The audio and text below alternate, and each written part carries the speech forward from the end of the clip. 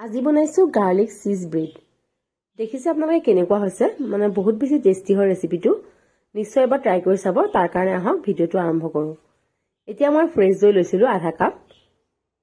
ইয়াত মই অলপ দিছিলোঁ বেকিং পাউডাৰ।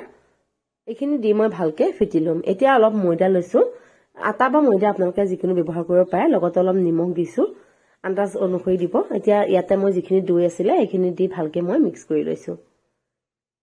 এতিয়া ডোটো ভালকৈ প্ৰস্তুত হোৱাৰ পাছত দেখিছে আপোনালোকে, ইয়াত যদি আপোনালোকে অকণমান ময়দা দিওঁ বুলি ভাবে বা দিব পাৰে। এতিয়া মই অলপমান ৰিফাইন তেল দি এইখিনি ভালকৈ মঠি ল'ম।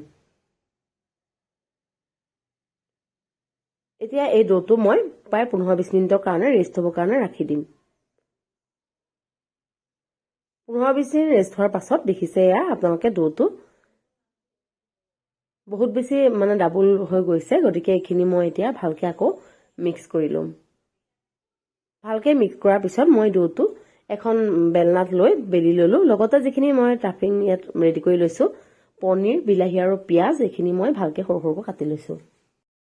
অলপমান বাটাৰ লৈছোঁ আৰু লগতে আপোনালোকে যদি যিসকলে গাৰ্লিকৰ সোৱাদটো ভাল পায় তেওঁলোকে তাত গাৰ্লিক ব্যৱহাৰ কৰিব পাৰে। মই গাৰ্লিকৰ ঠাইত অলপমান কচুৰি মেথি চপ কৰি দিছোঁ। এইখিনি ভালকৈ মই মিক্স কৰি এচাইডে ৰাখি দিম। এতিয়া বেলি থোৱা ডোটোৰ ওপৰত এইখিনি মই এড কৰিম। বাটাৰখিনি এড কৰাৰ পিছত এতিয়া মই ইয়াৰ ওপৰত দিম অলপমান পিজ্জা চচ। যিহেতু অলপমান পিজ্জা ফ্লেভাৰটো অলপ আহিব লাগিব, তাৰ কাৰণে অলপ পিজ্জা চচ দিছোঁ। এতিয়া ওপৰত মই যিখিনি ষ্টাফিং ৰেডি কৰি ৰাখিছিলোঁ সেইখিনি অলপ অলপকৈ ইয়াত এড কৰিম।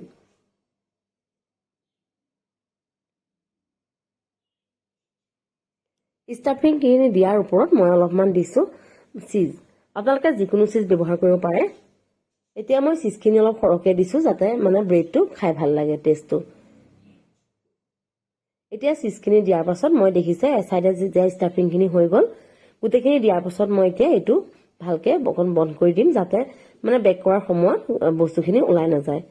এতিয়া দেখিছে আপোনালোকে ভালকৈ মই চাইডকেইটা টিপি দিছোঁ। ওপৰৰ যিখিনি বাটাৰ মই বাকী আছিলে এইখিনি মই ইয়াৰ ওপৰত এড কৰিম। এতিয়া এইখিনি দিয়াৰ পাছত এখন চুৰি লৈ অলপমান কাচি দিছোঁ যাতে ব্ৰেডটো ফুলি নাহে। এতিয়া এইটো মই বেক কৰিম 180 ডিগ্ৰীত প্ৰায় 20-30 মিনিটৰ কাৰণে। আপোনালোকে গেছতো দিব পাৰিব, কুকাৰতো বেক কৰিব পাৰিব।